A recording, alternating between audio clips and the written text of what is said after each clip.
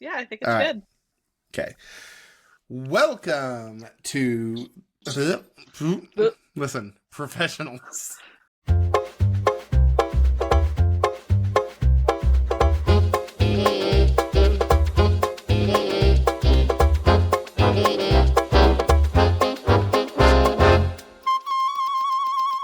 We are professionals.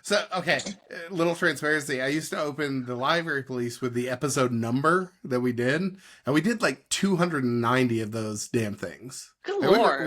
we recorded for 10 years. Like we did a lot. And so I like my instinct is to list the number, but we don't do that because why would we? But yeah, anyway, trying this again. One more time. Once more feeling. Welcome to May the Force Live Long and Prosper. Well, nope. Nope. All right. Listen, we're gonna get this. It's fine. We're professionals, Kate. It's going great. It's going so good. You look so delighted at my incompetence. That's Hello, everyone. Welcome to May the Force Live Long and Prosper. I am Kate Page. I'm Dietrich Stagner.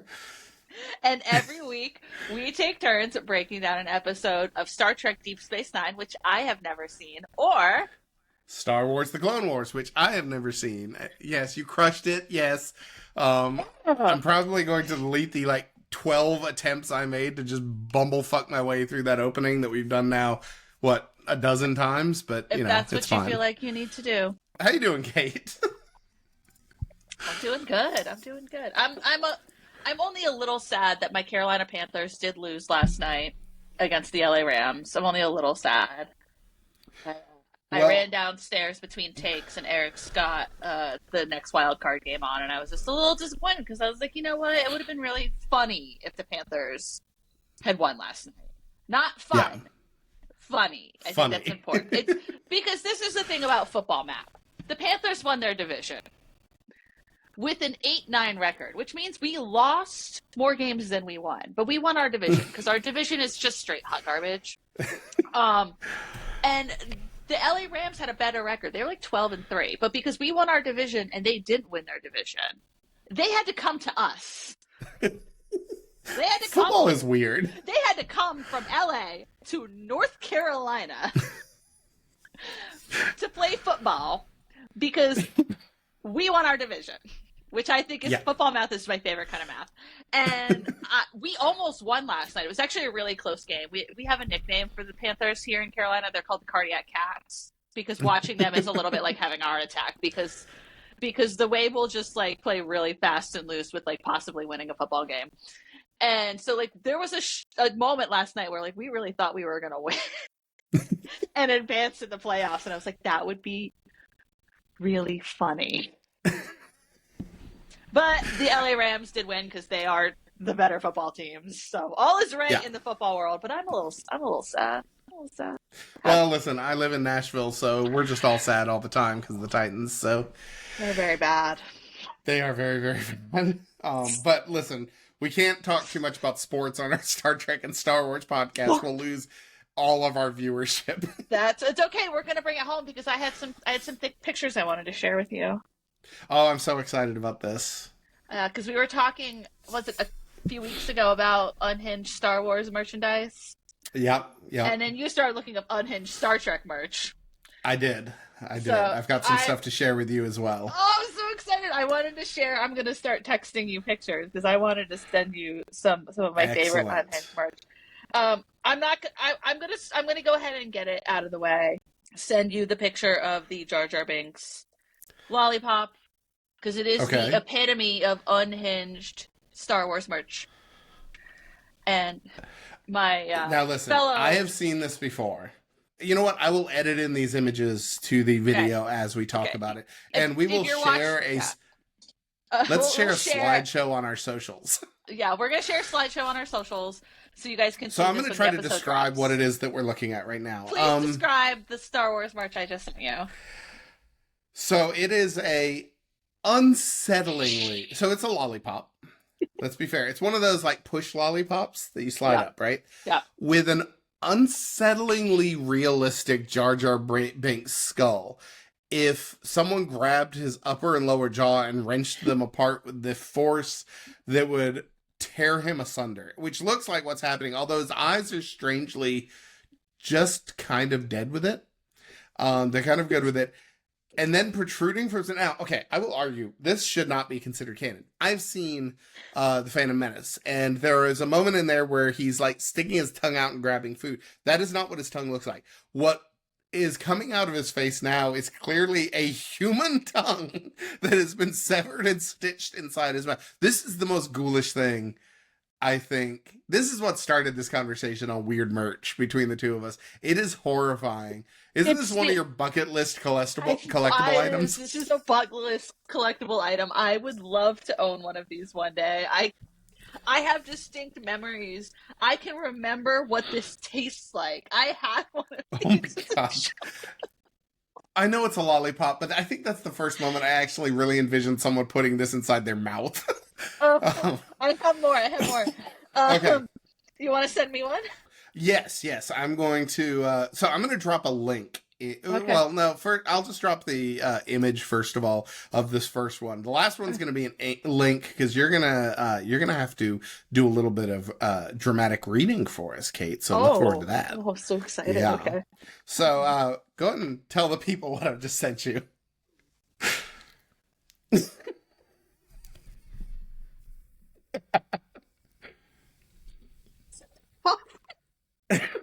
Yes, that is a Star Trek branded coffin that was an actual item that you could purchase back in the 70s.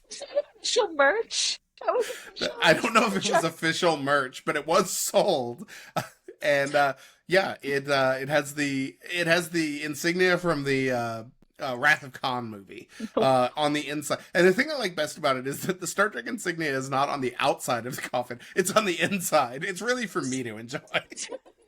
for the corpse. I would like to preface, all of mine are actual true hand to God things that Star Wars company people are like, yes. I want to make that. See, listen, Star Trek has never been that deranged. Like, their official merch has never quite been. Star Wars merch is always unhinged. We all know this. It's one of my favorite things about Star Wars merch. Yeah. For example, I have a Christmas ornament that announces the execution of Order 66. Merry Christmas. All right. So going back to, you actually mentioned this scene of Jar Jar Binks stealing a piece of fish while they are on Tatooine in the market. Yes. So I have for you this scene exactly. All right, let's. Oh my. Okay, are all of your selections going to involve Jar Jar Binks' tongue? Like, oh my god, is this a Pez dispenser?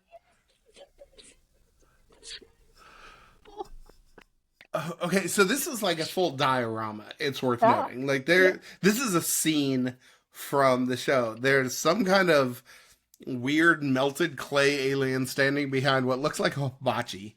And meanwhile, Jar Jar's tentacle-like tongue is just limply lolling out of his face. It's longer than his torso, and it's just kind of floomped onto the table in front of him. It is... it says try me. That's fun. I really don't want to know what happens when you push that button. I have no idea. I can't remember. I almost bought that one on eBay when I saw it. I was like, I could actually, like, it's only $25. I could spend my Why money did you on not? It. I don't know. I make bad choices. I'm also in the middle of no spend January because I found so many things that I was like, I'm going to have to come back for this. Listen, that's absolutely ghoulish, and I hate everything about it. All right, you ready for my next one? I'm so ready. A couple of these come from Etsy because I feel like that's appropriate. So these are not official merch, but you now understand the vibe of what I'm about to send you. I'm on your train now. I get it. Yeah.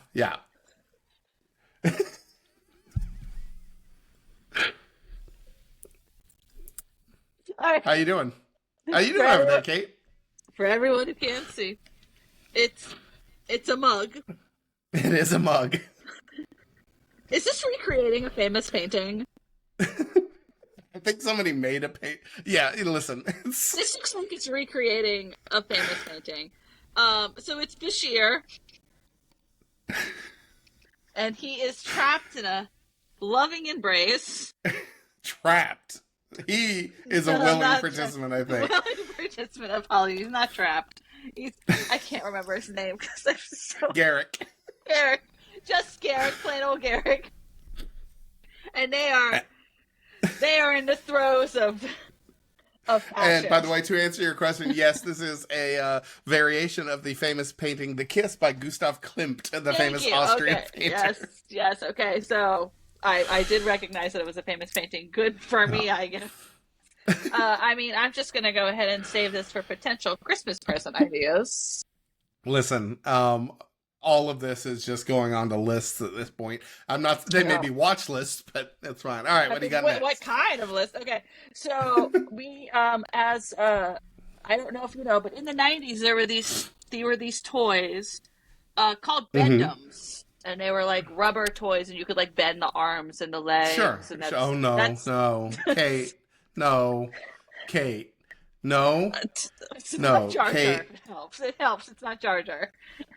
I was about to say if this is Jar Jar. Oh no. The People's Princess.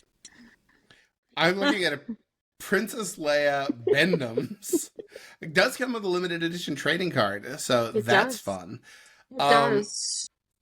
one It's thing I for do kind of Princess want to. Leia trading card, though. It does, yeah. It's her in the bikini outfit, the infamous slave girl bikini outfit. But the Bendum itself is much more in a professional work outfit, which I think Yeah. is important for that. I Um, I want the face is really my favorite the part. Is her the dead face. eyes staring at me. Yeah. That's yeah. She is trapped in a hell of this flesh prison, and she's just there for preteen boys to do unspeakable things with her bendable form. Oh, this is awful. All right, I have two more for you. I have two more. I have two more. Okay. Yeah. Okay. I could go all So day, but I have two more. yeah. So this I will say, very excited about this one. This is actually an official photo from the original series of Star Trek, and Okay.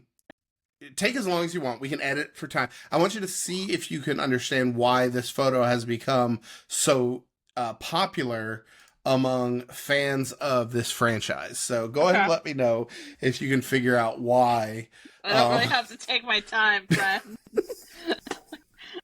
go ahead and tell the people what you're looking at. So it's from the original Star Trek Mm-hmm. series. We've got we've got we've got Tiberius Kirk. Good old Billy Shat. Yup. Mr. William Shatner himself standing there. It looks like he's in a cave of some Yeah, kind. definite Star Trek crave vibe. Yeah, it's a Star Trek cave. Holding a rock. It's definitely Yeah. rock hard. And its shape is quite phallic. It's a little suggestive, and it's I'm also, trying may to we keep say, it professional. it's massive. It is so big. All right, what do you got for your last one? Are we doing one more or two more? Let's do one more each. Okay. One more each? Okay. All right. This is actually something I want. They need. Wait, you don't want the others? Oh no, I want the others, but this one is like top of the list. Okay, let's see. We've got what in the action. Okay, so this is not one but two No, it's just Princess one. Amidala dolls. That's one Oh, is doll. it just one? That's one But there are two heads, Kate. doll. No, she doesn't.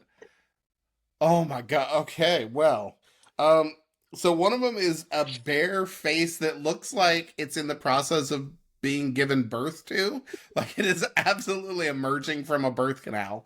And then the second one is the racially questionable face paint design that they chose to use in Phantom Menace. So really take your pick as to what. Literally, the one on the left looks like a hot dog with a face. Such a choice. And Like, you want this. You want this to be you want sitting that on your to shelf be- behind us while we record our podcast. You want this staring across the interwebs into my soul. Which set of eyes am I going to look at? I don't know. Depends on if I take her out of the box. She might get both. This is absolutely ghoulish. Well, I'm We glad that make you that said choice. Star Wars fans making some unhinged stuff, because I've got one more for you, Kate. But Oh, this one, dude. it's not just a picture. Okay. It's a link, So right? I'm sending you an Etsy link. Okay. And first, I want you to describe what's in the first image, and then I want you to give us a little dramatic reading of what's in the second image, if you wouldn't mind. So, first of all, it is an Etsy link, like I said, so God only knows. God only knows. It's like, listen, I stay away from Etsy a lot for Star Wars stuff because, man, people love to draw every single Star Wars female character Sure. and in Well, the Princess Leia slave outfit, and we're not going in that direction. What's up, Kate? so this is a Star Trek Next Generation comic fanzine that someone has Sure. put together, and it's called "In the Captain's Quarters." And can you go ahead and describe to those listening to our podcast, what the image on the front is? The image on the front is it's Jean-Luc Picard Yeah. with. I can't tell if he's enjoying himself. He's got the arched eyebrow. He's got the arched eyebrow. It might be a British thing where like they never enjoy. He's got the people's eyebrow right now. Oh, there's more pictures.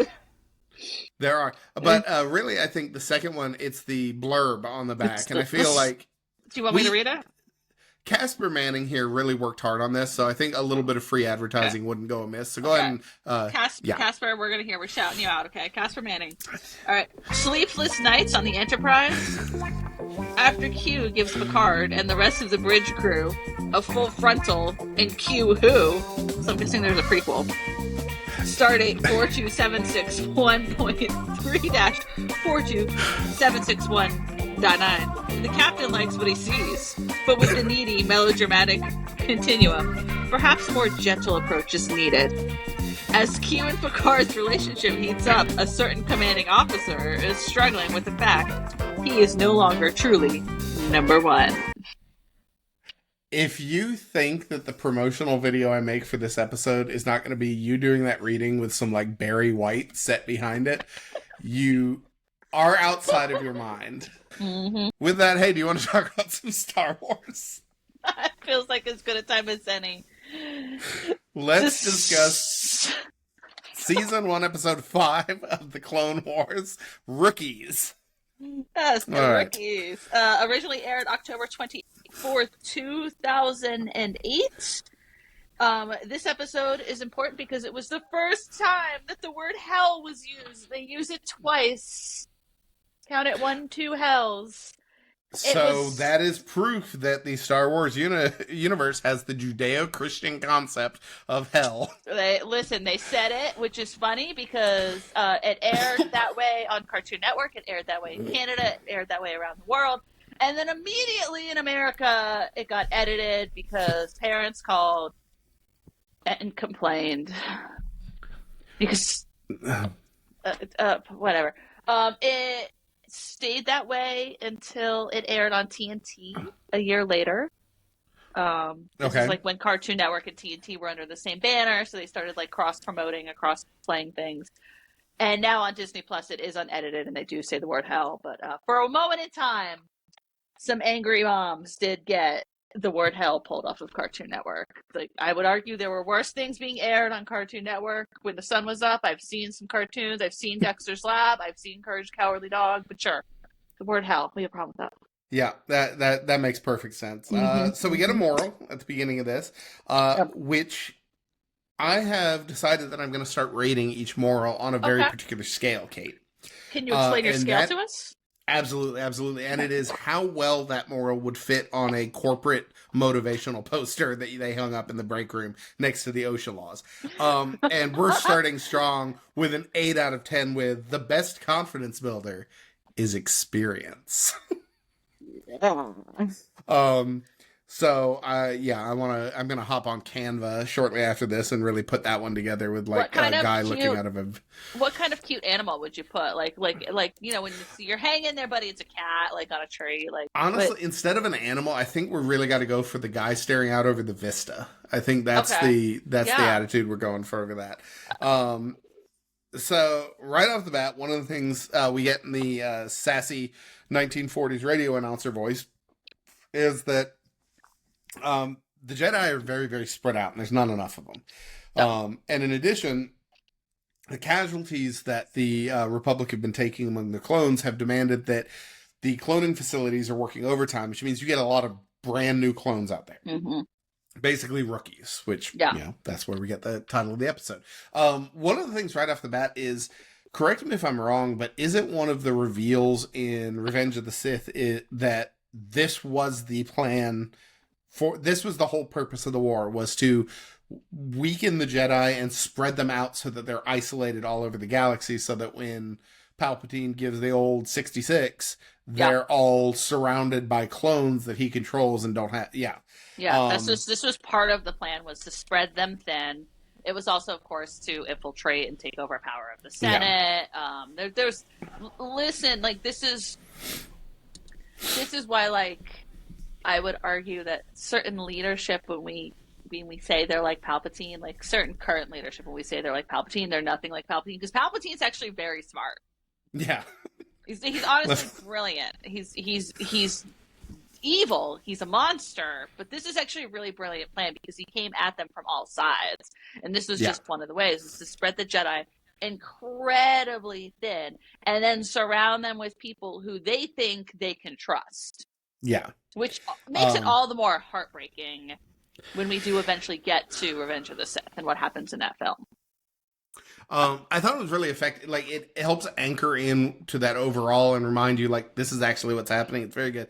But the story here is actually relatively simple, which is because they're so spread so thin, they rely on tracking stations at different spots, which basically came across as like radar outposts, just to basically throw up an alert if they spot Trade Federation forces trying to slip in and hit. And this particular tracking station that we're going to be spending most of our time with in this episode is specifically guarding the planet Kamino, which is where the clones are actually created. Yes, so it's an outpost right by Planet Kamino. So they have a very important job. They do. So we go and scan back to this, and I the first thing we get as we're kind of sweeping through this tracking station is we get to hear this radio DJ that they're listening to. And oh my God, some 900 number energy from this. Like, this radio DJ has the most, like, hey there energy to every bit of it, which is a running theme through this episode. We're going to talk about a couple things later on, but I think what we're starting to understand is that clones are a little bit horny. I don't know why they didn't like program that out of them. It doesn't seem like it would be very helpful for their line of work, but they definitely have some inclinations. But what we figure out is that this station is manned by one experienced clone, a sergeant. Yep. And all the rest are rookies. And I got their names here, I think. Which is, we have Fives, Heavy, Echo, and there's one other. I don't know if I got his name. Cut up. Yeah. Yeah. So they're all rookies, and they all have different kind of tendencies. Like, you can start to see a little bit of the personality differences between the all of them, but you can all already get the sense that they're very, very cocky. Like, they very much have this sense, like, no, we got this kind of thing. And they know that this station's important. They know it's protecting Kamino. They also know that they've got some officers coming to conduct an inspection. So they're kind of getting ready for this particular inspection. And we cut back. We get a couple cutbacks to Anakin and Obi-Wan, but they're by far not even close to the focus of this episode. No, this is not. This, I think we have the one moment, honestly, with Obi-Wan and Anakin, honestly, is to give them some time to interact with Cody and Rex. Yeah. which we're going to talk about Yeah, that. the it's a very this when the show concept was announced, I think a lot of us as fans, we were excited, but also we were like, we're going to talk about the Clone Wars. And I don't think any of us realized how big a role the clones would play because they are ultimately even though it's Palpatine, they are the ones who are the perpetrators of Order 66. So I think there was some hesitancy from a lot of us of like, how are we supposed to love and care for these characters? Once we realized like we were getting Cody, Rex, they were getting names, we realized that they were going to be an integral part of the show. A lot of us were like, how are we meant to care for these characters? They they do something horrible. Yeah. They take some of our favorite characters away from us. They murder in cold blood, even though they don't have no control over it. They truly don't. But it was something we all kind of wondered, and I think it was that moment specifically. It's such a small moment. Like literally, Obi-Wan says that Cody, he's a good man. Like it just kind of lays groundwork. Well, these characters trust each other intrinsically Yeah. and wholeheartedly, and it was important for us to see that so that we could love them and we could trust them. And this is probably the first episode where like you get really some just quality time with the clones. It won't be the last, but this is where like a lot of us as fans really started, like the fan base for the clones really started to grow. Yeah. I have mixed feelings about the scene with Anakin and Obi-Wan. On the one hand, I almost wish they'd kind of committed to. It almost feels like they wanted to make sure that they had them kind of poke their head in at one point, just to remind them, "Hey, the people you know are still in the show." On the Yeah. other hand, and I kind of wish they almost committed to the let's stick with these unknown characters and let their story be told. On the Mhm. other hand, I do think one of the things it does well is you get a reference that Anakin's not sleeping. And I think Yeah. that's such a great follow up from the previous episode that kind of starts to reinforce that this is not an easy time No. for Anakin. Anakin's really starting to struggle. Yeah. Um, so I would like to see the rank breakdown for the clone army because one of the things you see in Star Wars is very much you seem to think it does seem to be that um the people on the ships follow naval styles of rank. So you have captains, you have admirals, you have lieutenants, so on and so forth. But I'm kind of curious, like, is it commander, then sergeant, or captain? I'm curious if there's something like that exists out there. But Okay. we come back. So Oh, we've got one. You found it. TOE. clone, Great. I said clone trooper ranks. So we have Okay. cadets, trainees, lowest ranks, obviously. Sure. Then trooper, which is going to be standard infantry. Then it goes to corporal, sergeant, sergeant major, lieutenant, second lieutenant, captain, major, commander, marshal, commander. All right. Listen, as soon as I said that, I suspected you would have it on deck immediately. So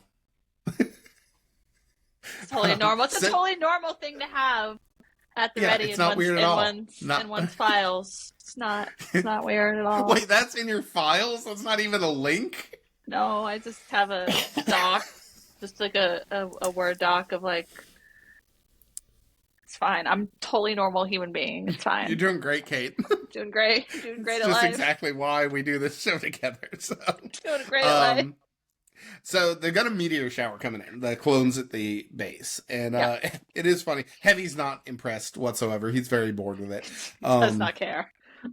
At all. And they throw up the shields, and very quickly the music, the tone, everything starts indicating something's wrong with this. And we figure out these are basically Trojan horse meteors. So they hit the ground, and you see these weird ninja droids start climbing out of it. And immediately you can tell these droids are a different breed. They're very, very stealthy. They're not clanking towards them.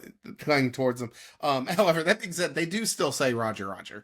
And it is worth noting, Roger, Roger becomes a major plot point throughout this entire episode in a way that I did not expect.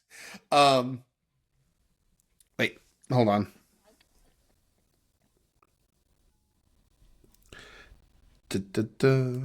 Okay. Sorry, that was our. Sorry, I got a call from our gate to let our sushi come in. So,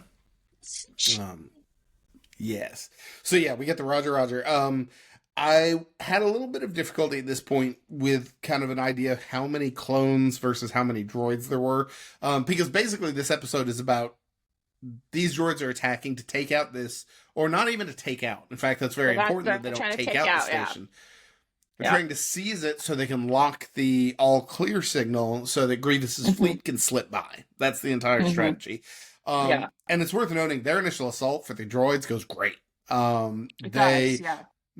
they managed to breach the exterior very quickly. They kill the sergeant. The sergeant Mhm. goes out. He's the first one out, and they kill him, which is very important because now we're stuck with these rookies. Yeah. So basically, Um, what happens is they take out the sergeant and they actually take out three other rookie clone troopers. So there's not a ton of clones on this yeah, base. It's not meant to withstand battle. That's not what it's meant to do. It's meant to, if they see something coming towards Camino, to throw up a distress yes, signal. That's what's supposed yeah, to happen. So there's only the commander and then 7 cadets yeah. within the station. So that's it. I will say that this episode, we're going to continue to come back to this time and again, which is the show kind of still bouncing back and forth between who the audience is. Yeah. Because I will say, the moment they kill Sarge is brutal. It is a execution. Yeah. Like they just unload into this prone trooper onto the ground. Yeah. Um, so the rookies back out. They go into the control area. They lock the door, but unfortunately, the droids brought a sawzall with them or whatever. So they start cutting through. Um, 4 clones did manage to escape, but the droids just go ahead and call it good and call Grievous and like, good job. We did it. And can I say, Grievous has been taking his management training courses because can we talk about this moment? Grievous does such a good job. I'm so proud of him because the commando droids call him and say, hey, mission went great. We've got the base. And the first thing Grievous does is compliment them. He He's like, does. fantastic job, well done. This is clearly like he's been taking those courses. You know, Mm-hmm. Palpatine reached out and they're like, look, you've got to do this management. You got to learn to be a much more effective communicator. And you know what? It's important to compliment your men when they do it well, and credit where credit's due. These droids executed this mission almost perfectly. The only thing that they screwed up is they let 4 clones get away, but they've got the station. It's on lock. They're now in a Yeah. defensive position, and it's Yeah. just a bunch of rookies. Yes. So, 1 second. I'm going to go grab the sushi for Jen Okay. and bring it up to her. All right, 1 sec. Sushi. It's okay.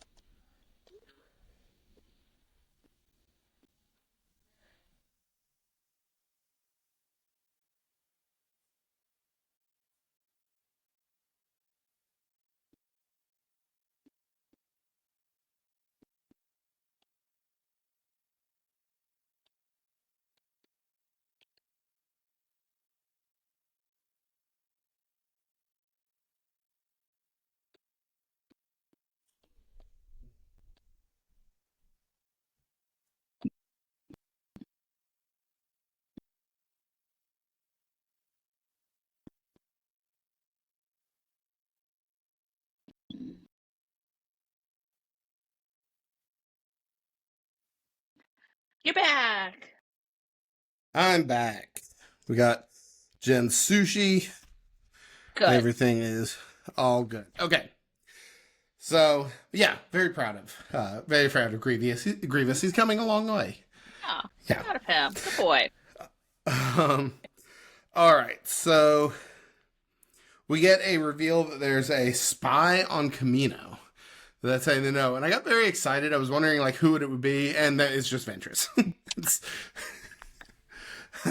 Which this is literally her only role. We don't know anything about how she's integrated into there. We don't know what she's doing. She's just like, bring it on. We're good to go. We have 25 minutes, okay? Very, very quick. But it's a little. Yeah, my notes are spy on Camino. No, oh, it's this bitch. So, um, Oh. and I think one of my big questions about if Camino is the only troop production facility that the Republic has, once again, I think one of the things we keep coming back to is how unprepared the Republic is for this war.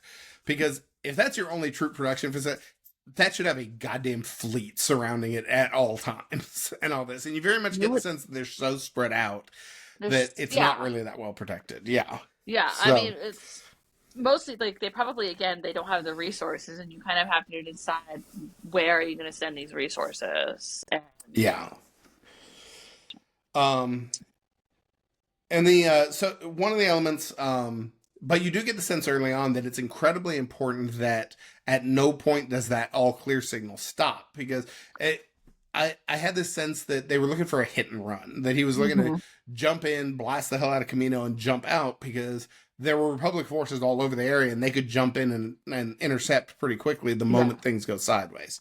So I really appreciated the stakes are established very early on, that it's not about Mhm. destroying the station, it's about making sure that all clear signal continues to broadcast. Yeah. Um, we then get Cody and Rex are the ones inspecting this place, and they come in on a shuttle and they radio in, and the droid's solution to try to keep them off is one of the droids shoves a helmet onto his head, which and then like does the like make sure only his head is in frame, so he looks like my parents trying to do a Like, FaceTime call. this is like this. Yeah, yeah.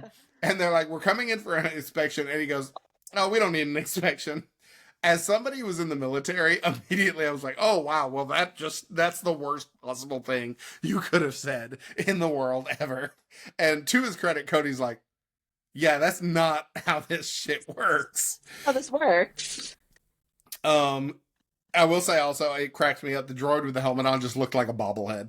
It was very, very, it was affected. In fact, they're communicating with him, and they said, "We don't need an inspection." He's like, "That's not how it works. We're going to be landing soon." And the droid even says, "Roger, Roger," at that point. And And this second come he on, says Roger, Roger, and I'm like, do they think like do Cody and Rex think like they're making fun of droids? I don't They know. like what do they I would have think? loved to have a moment where Cody was like, "This bitch," okay, or at least said that was weird or something like that. But it was a little bit strange. Um, One quick note coming in: the music in this show is consistently Oh, outstanding. it's The so score good. is Yeah. across the board excellent. Specifically, when Cody and Rex are coming into land, there's Hmm. this instrumental piece that's weaving through that whole thing, Yeah. which like jumped right out at me. It was fantastic. Yeah. Um, so right before they land, we get to see the four clones crawl out, and the note that I have, all I can think is the quote from Shawshank Redemption of Andy Dufresne crawled his way Crawlers through a with- half mile. Listen, that moment would have been so much better if you find out that they crawled out through the sewage tank and they're just all dripping with just the foul. And you get a. Oh, Why could I not get a moment of a clone shirtless but with his helmet still on, kneeling in the creek, just up and just doing the you Shawshank know, staring up at the a sky? lot of us ask ourselves that same thing every day. Listen, Anyway. when Dave comes on our episode, comes on our show, I'm going to ask him about that. He missed a huge opportunity. A huge So, opportunity. Yeah. yeah, the Andy Dufresne clones make their way out. This is where we also find out that they're all rookies. We also figure out that this. What is it about the Star Wars universe that it's populated by a lot of humans, a few alien races, and then just giant versions of every sea creature that you can possibly imagine? Because this planet, this casual reference to, oh yeah, the giant eels that are out here, which I will say, here's what I know about, yeah, here's what I know about these, what are they called, Rishi eels? A Rishi eel, yeah. Okay, here's what I know about Rishi eels. Mm-hmm. 1, they're huge. 2, they're carnivores. 3, excellent comedic timing. Absolutely fantastic. Because I think one of the clones is like, "I'm not worried about an eel," and one literally comes and eats one of the clones. Like, and it's not a long drawn out saying. It's literally just nope. Yup. The eel eats cut up. Yeah. Eel eats cut up. Cut And up. here's the thing, it was so fast that what I was kind of expecting was there's a whole scene where they're like, "Oh, we got to get him out before nope, cut up's just gone." cut up is dinner. That's it. Um, Pour one out so for cut cut up up. got eaten. Um, and so Commander Cody and is it Captain Rex? So it's Um, yeah, Commander Cody and then Rex is captain. yeah, Yeah. Cody and Rex land. And this is where we learn Cody and Rex are real ones because they come out absolutely strapped. Like they. This is where you kind of do get that behind the scenes. I wish we'd seen it, but you do get this behind the scenes where like, okay, something's not right because they come rolling out of this thing Yeah. with their hand where their hip be at.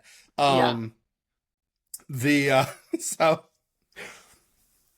now I will say their situational awareness got not great. They walk past a few droids that are clearly waiting in ambush, but the droids decide to see if they can really carry forward this tactic of dressing a droid in clone armor. So first of all, it comes out walking like Carrie at the end of the movie, like just stumbling forward. And my favorite, this is the one of the first moments I really wish we could see the clones' faces in this situation because I get the sense that Cody and Rex would have been staring at him like, seriously, are you kidding me?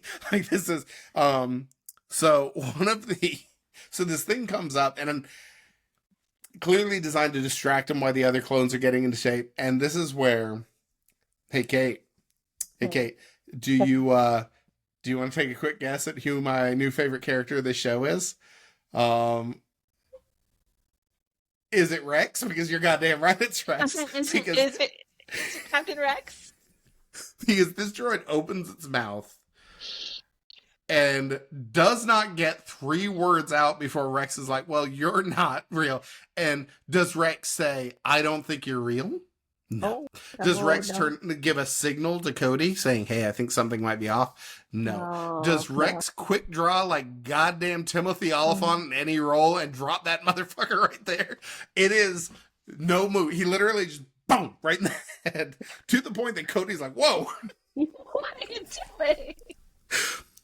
And this is only the first moment that we find out that Rex, trigger happy is not the right word for Rex. No. Rex is constantly, I feel like, in his day to day, just looking for an excuse. He is desperate. He's like, give me a reason. Blink at me the wrong way.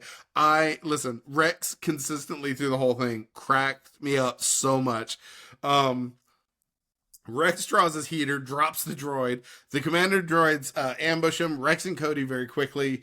Again, the whole purpose of this episode is to show the contrast between the rookies and the veterans. Yeah. And it's a terrific moment because Rex and Cody don't even hesitate before they're like, nope, it's bounce a clock. We can't hold this position.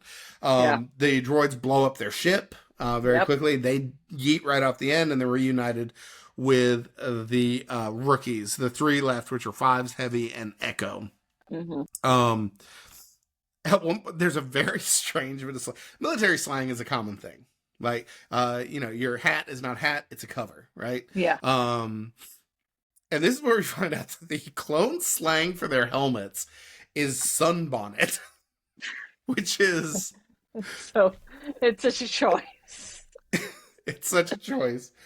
It's very, very weird. So Rex and Cody land. They're talking to the clones, and an eel goes to attack, and they all have to retreat. No, I'm just kidding. The eel shows up, and Rex drops that motherfucker too. This giant eel, head the size of a goddamn Buick, and Rex quick draws and pings it right in the eyeball. Rex is my... I love Rex. Rex is amazing. Rex made me incredibly happy. I'm glad. Throughout this entire thing. We also find out that there's a slang term for a new clone, which, by the way, in the Navy, again, military, this is very common. In the Navy, brand new sailor to the boat is known as a nub, which is an acronym for non-useful body. So, yeah, huge amount of fun. But here we call them shinies, which I actually think works well. Their armor's, their armor's still nice and clean. And I really also like the different angles. I very much CO and XO energy. So your commanding officers are always kind of supposed to be the wise, infallible person who makes all the decisions. They don't get mad at you because that's not their job. The XO is the one who's going to tear you a new asshole. So Commander Cody's like, look, you're young, but you're going to stick with us. It was going to be fun. And Rex is like, you're all going to die, you idiots. Like, Absolutely loved it. Um, so they decide they need to breach this place. They very quickly understand what's happening. Like, this is not. We find out that they apparently have the best binoculars ever because they Oh can yeah, see a fleet in orbit. so good, Very, very, very so like good. outstanding optics. And so they decide that the way they're going to get in, they're basically going to take a page from the droids book, where the This is droids great. decided to impersonate someone by putting a helmet on. Rex decides to impersonate one of the droids by taking the severed head of a droid and waggling it in front of the camera. First he puts the helmet on the droid. I thought it was really brilliant. First he puts the helmet back on the droid, puts that in front of the camera, My and then when favorite they're thing like, is, "Take your helmet off," he's like, "Oh, okay," like no hesitation. here's my favorite thing about this moment. Even if they didn't do this, we would have understood what was happening. Like, okay, that's fine. But they gave us the shot of Rex like crouched down, holding a severed head up in the, like, ah, and all this. They open it up, and that's where we get the most disrespectful Roger Roger that will ever be uttered in the history of this show. I'm pretty sure, because Rex absolutely pops the first droid he sees and goes, Roger Roger. In another universe where this wasn't on a children's show and it was like on HBO or something, he would have been like Roger motherfucking Rogers.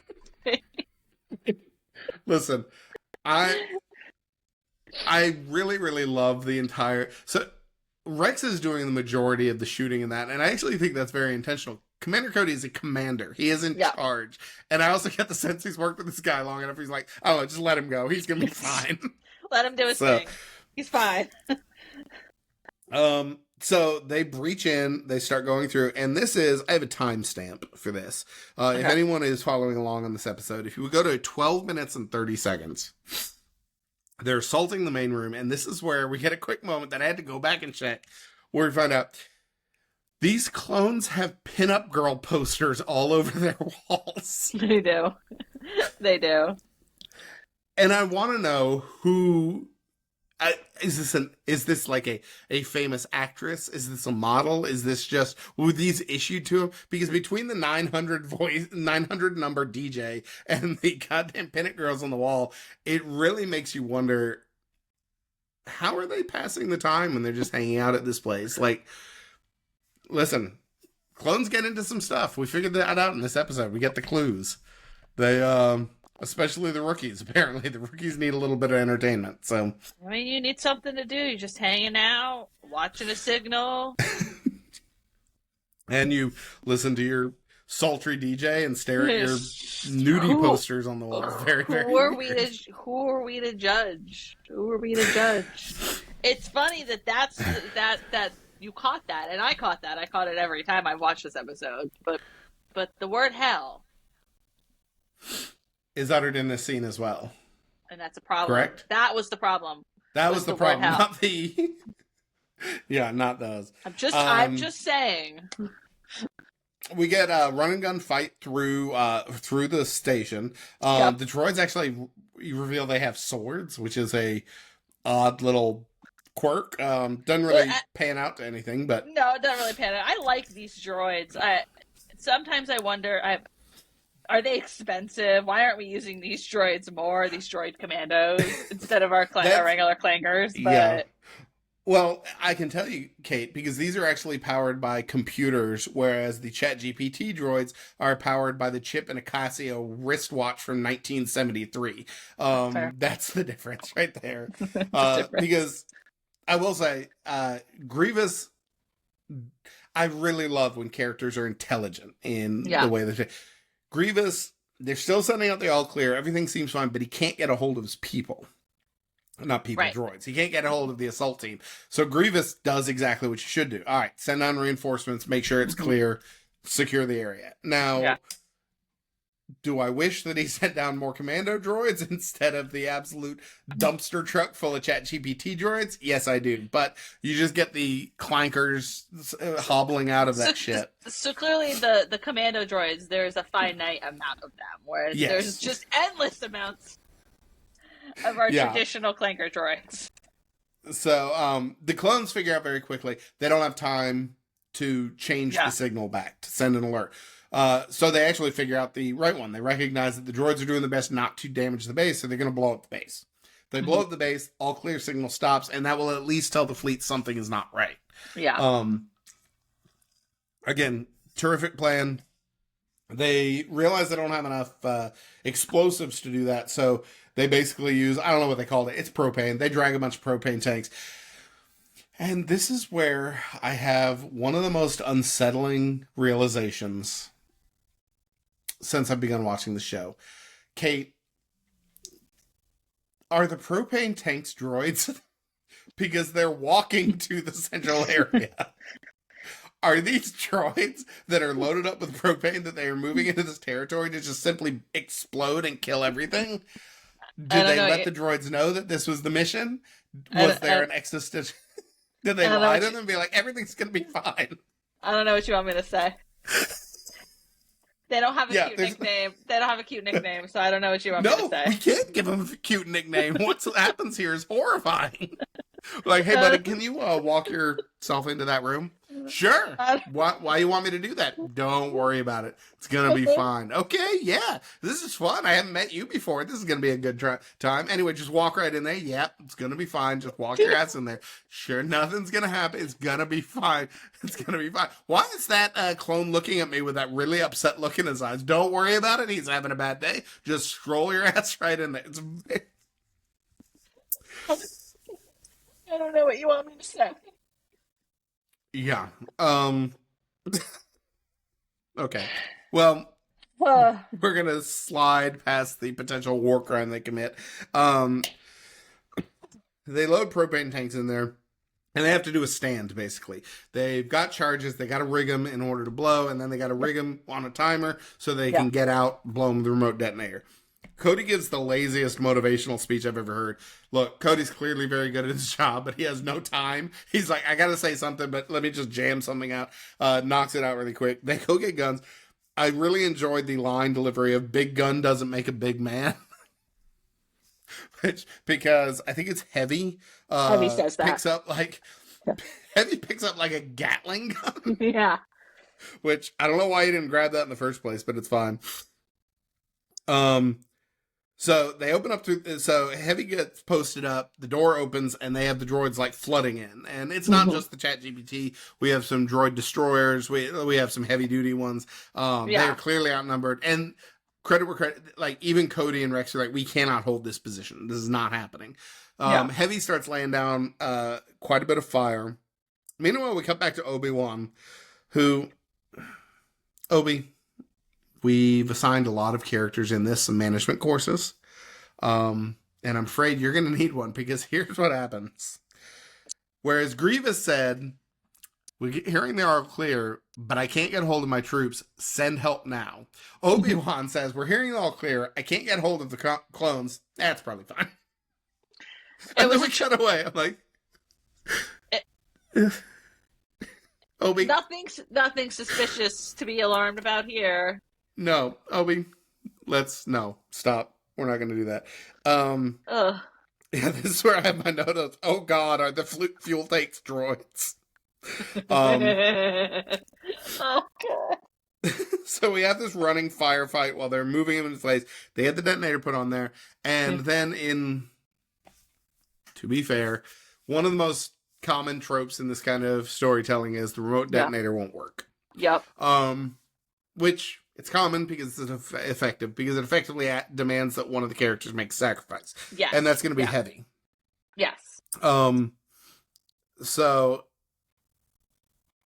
Heavy tells them to go, and in fact, when they leave, seals the hatch behind them so that he basically locks himself in. And we get a terrific last stand fight. Yeah. Heavy is pouring fire down. He's being approached from multiple angles. He gets hit several times, goes down, is dragging himself along the floor, and a droid basically stops him as go. And come on, credit where credit's due. Heavy's a rookie. He's brand new to this. He knows he's about to die. And what's the most important thing? Is it to pray to the Judeo-Christian God that we now know is extant in this universe? No, we're not going to talk about that. No. it is 100% to make sure you have the most baller last words that ever happened, because the droids look down, one of them looks at the other and says, "Do we take prisoners?" And Heavy looks up at him and says, "I don't," I and don't. hits the detonator. Yeah. Credit where credit's due. Let's pour one out for Heavy. That's a baller way to go out. That is one of the best, like, middle finger last lines in the It's terrific. series. It's so good. Yeah, guy's bleeding from multiple gunshot wounds. You know he's grinning. If this was not a children's show, it would have been like, "I don't," clunk. Yep. Like, yeah, dude gets blasted straight to Valhalla.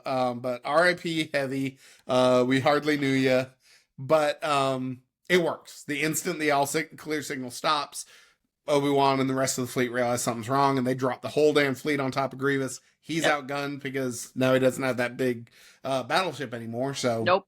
he's outgunned, so he immediately has to dip. And we get this really, really lovely scene back on the ship where you get a couple different areas of recognition.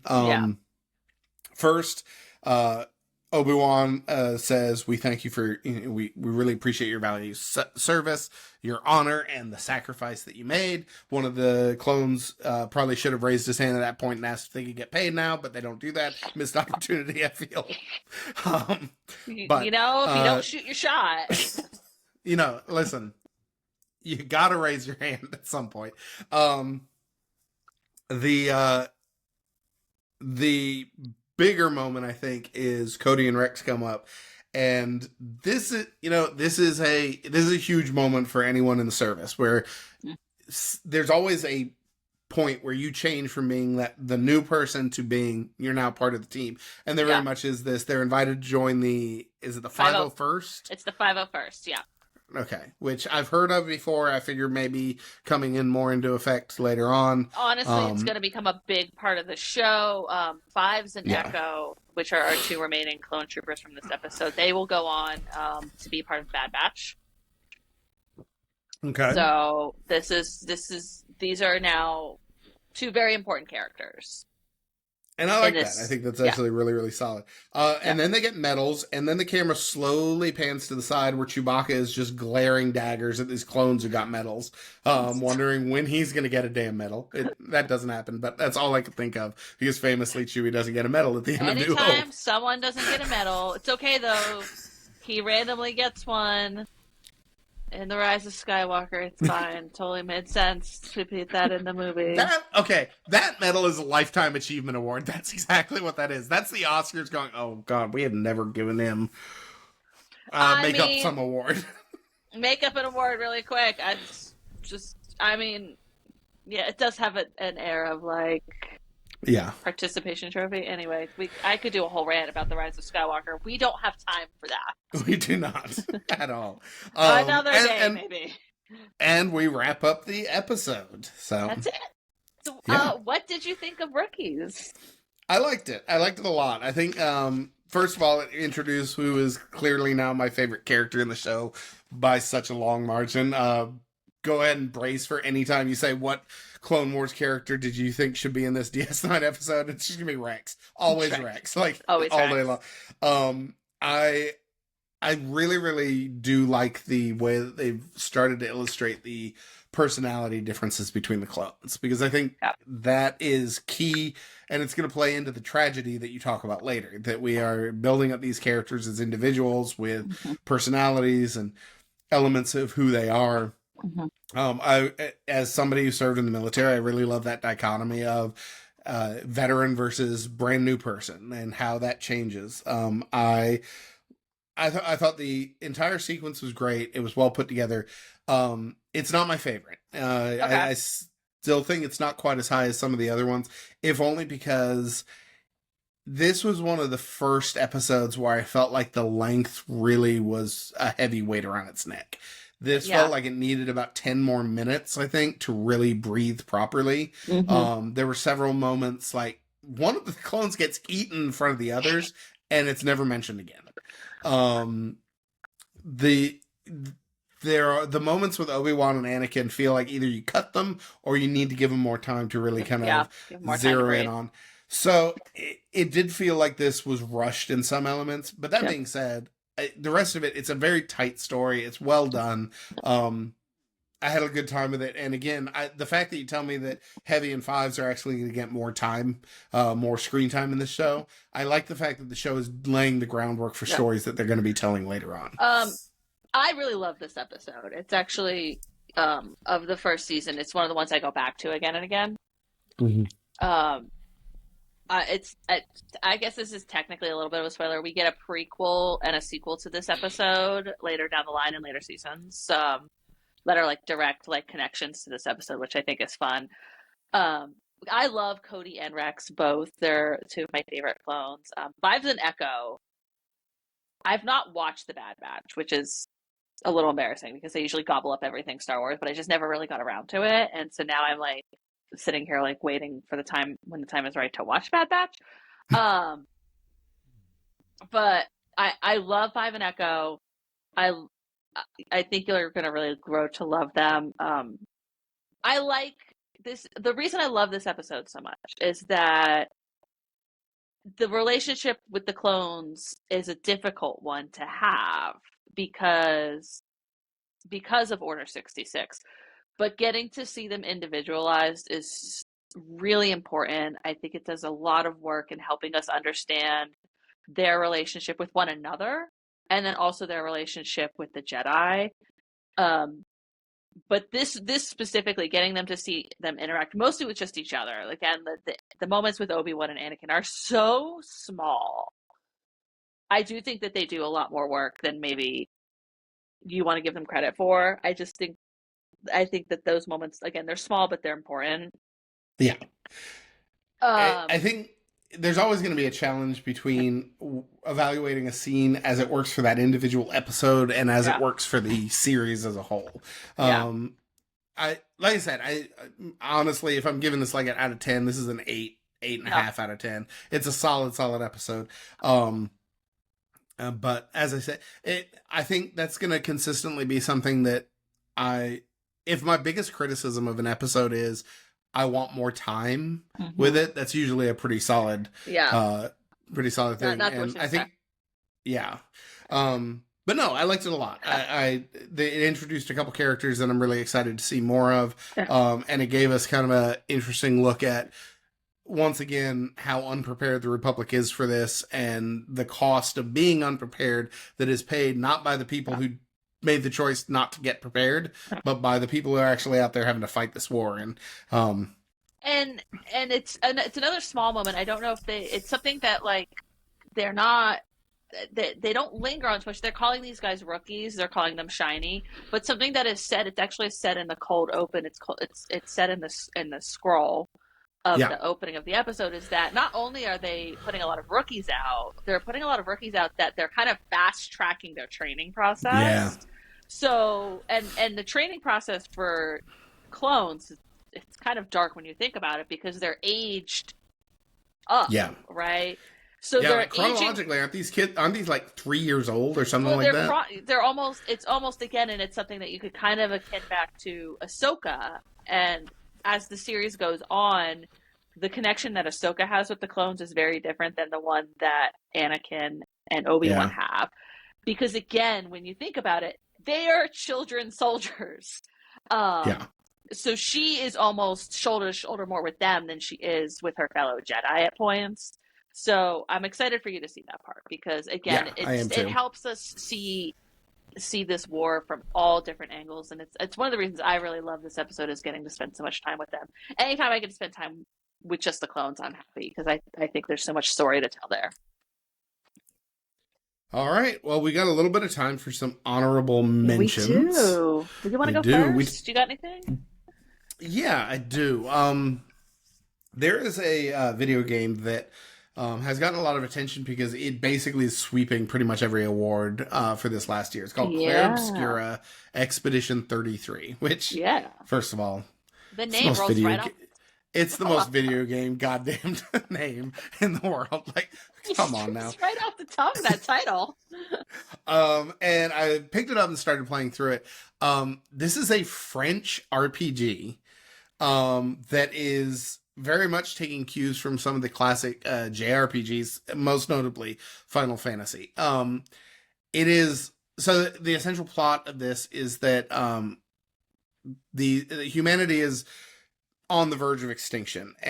and there is a enemy that none of them can get to, but she goes by the name the Paintress, and once a year she kills everybody of a certain age. Mm-hmm. And each year they put together a group of people who are in the next group to be eliminated, Yeah. and they send them out to try to hunt down the Paintress. And they've done this quite a few times. It's never worked, but they keep doing it because every year the number goes down. So the opening is everybody who's 34 years old, they die all at once, basically. Mm-hmm. There's this whole ceremony. It's become kind of part of their culture. And Yeah. it's a very beautiful and dark opening. And then all these 33-year-olds, they're heading out to do this. And I will say, I am absolutely kind of obsessed with the game's art style. I'm obsessed with the storytelling. It is one of the darker stories that I've ever seen. One of the elements to it is you keep coming across these previous expeditions and find out like how they failed and see where their story came to an end. And Yeah. so it is, I understand why it's getting as much attention as it is. Mm-hmm. It is genuinely jaw dropping. If you were a fan of things like Final Fantasy, this is a no brainer. Mm-hmm. If you're a fan of like deep, rich storytelling in games, this is right up your alley. Like, Yeah. and one of my favorite things about it, it's kind of a thing that I really like that video games are doing now, is you can always pick a story mode, which is it's going to be pretty easy to play through. You're just there to kind of experience the story. Yeah. I want more games to do that because, look, I have way too many responsibilities and things going on to fight the same fight 18 times because I can't get past an enemy. Sometimes I just want to see the kind of story that these people put together. But it is, man, it's gorgeous. It is a beautiful game. So, yeah. So mine's a little unorthodox. I don't have an honorable mention. I have a dishonorable mention that I would like to talk Mm. about very briefly. I would bring to the table. But I'm a little peeved with Lego. Now I've said this already on my personal account, but I'm a little peeved with Lego. If anybody out there is a Star Wars Lego fan, you've probably seen the announcement of the smart bricks. If you know what I mean, you mean these bricks with tiny computers inside them, and they do things like light up or make noise. Um, First of all, the price is outrageous. It looks like a 4 and up set, like it looks like a set for like a little kid. That's not to knock play sets. Play sets are very important. That's what Lego is built on. Yes. I just don't want to pay $160 for the Battle of Bespin scene, and it looks like it was made for a 4-year-old. I don't want to pay that. I'm not going to spend that kind of money on my 4-year-old, to be perfectly honest. Like, it's just, that's not the kind of money I'm dropping on Legos for a little one for a set Yeah. that's small. It's just, no. Second of all, I have a big problem. I've always had a big problem with like electronics and Legos. I sometimes see the point. A lot of people on my video I made about this on my TikTok were like, well, "What about the Mario sets?" Because like I don't know if you've seen the Mario sets, but like they have a little like QR code scanner in the bottom, and Mario will jump on a brick and make a noise, and like a little picture on his tummy will make a sound. It's Yeah. cute. I think that's stupid too, to be perfectly honest. If I want to play Mario, I'll just go play Mario. I think it's dumb. I think the point of Lego is imagination. So if I'm buying it for my kid, I want them to use their imagination and make those noises themselves. If I'm buying it for myself, I don't want it to look like it's made for a child. I want it to look beautiful and put it on a shelf. I don't understand the point, Lego. But Kate, just think about the possibilities. I No. really want you to embrace. No, I really want you to embrace. Like, what if they want the price to be more reasonable? You can sign up for a Lego Premier membership and just pay like $5 a month, and then the bricks will work whenever you want. And if you want to pay $3 a month, they'll still work, but just randomly throughout the middle of the night, you'll get advertisements just blasting from your favorite Lego set. You all right over there? No, I really hate it. I'm sorry. I'm not impressed by it. I don't think it's a future. And Lego has tried this before. They've tried this multiple times. These sets always end up on the clearance aisle and get retired very quickly because nobody wants to pay that much. Yeah. And it's the Um, antithesis to what the company is. It's just, I think it's stupid. If you want to buy separate third party light kits and things like that to make your train go round and round and round, cool. Do that. Lego could probably even partner with those companies, Lego Yeah. brand them, and sell them separately. I think that would be great. I just don't want it forced upon every Lego set. Here's the thing. I actually think I'm missing a huge opportunity here because if you don't include these with the set and offer them as an additional like pack in where it's Yeah. optional, Yeah. there are people who would not want them normally who would still get them because people have this completionist mindset and they Yeah. want to have all the accessories, they want to have all the cool stuff. I don't know. I just think, and like I get why each set is expensive when I look at it and I see that each set comes with a wireless charger. Yeah. So, but like, say you have a completionist person who wants all three, they don't need three chargers. No, they don't. Uh, I don't know. Yeah, I fail to understand what their goal is. And the only possibilities I can think of are all terrible. So I don't know. Maybe listen. Maybe we'll be back in a year, and you'll be doing your honorable mention about how you were wrong about smart bricks. Now they're the best thing that you've ever seen. I'm never buying them. I'll tell you that much. I won't. I'm very judicious with my Lego money. Like I'm very picky. Like it's the same reason like I don't have $1,000 Death Star in my house. Like I'm just like there's certain things I'm just not gonna spend my adult money on if I think that it's not worth the price. And this is just to me, it's not worth the price. I do have some predictions what they're going to use the smart bricks for. Okay. Pokemon is coming up very fast for Lego. I imagine that's a no-brainer. There will be battle sets. You'll get 2 Pokemon. They will make noises when they smush against each other. It sounded dirtier than I meant. That real quick and sounded dirtier than I meant it to be. Sorry, just clicking the mark clip button. All right, cool. All right, it's fine. Oh, cool. That's forever. Yeah. So I think Pokemon is next. I do think they're going to use it for Harry Potter sets because they keep making Harry Potter sets. So I think that's coming. Lego just make more book nooks. Those were cool. Those were cool. I like that. Listen, it's going to be really, really awkward for everyone involved in a year when they release the Jar Jar Binks Lollipop Lego set with smart bricks involved, and we get to watch Kate just spiral into a pit of indecision on that. Yeah, I'm start having an existential crisis. Yeah. We'll get that on video for y'all if when that comes down the path. So, all right. Well, with that, we'll go ahead and bring this week to a close. If you want to contact us with questions or comments, you can do so at maytheforcelivelongandpodcast at gmail.com. And we will go over questions or anything like that on the show. So feel free to email those in. Yep. And then tell them where they can find us on our socials. We are on Instagram and TikTok at May the Force Live Long and Prosper. You can follow us there. Also, make sure you're liking and following and subscribing and all the things on Spotify and iTunes, wherever you get your podcasts. We'd love for you to give us a review. Every little bit helps. Yes. And then finally, as we mentioned last week, we are going to be putting up these episodes on YouTube, which is May the Force Live Long and Prosper is our username on there. So find us, follow us, drop some comments, help get us moving on that because it would really help us out. So it would really help us out to get Dave Filoni on the podcast. And really, if you want to see Dave Filoni come on here and talk about Star Trek with us in defiance of all logic and reason, then that's the best way you can help make that happen. It's true. So, all right. Well, with that, we'll bring this week to a close. So I'm Dietrich Stogner. I'm Kate Page. And we'll see y'all next time. Bye.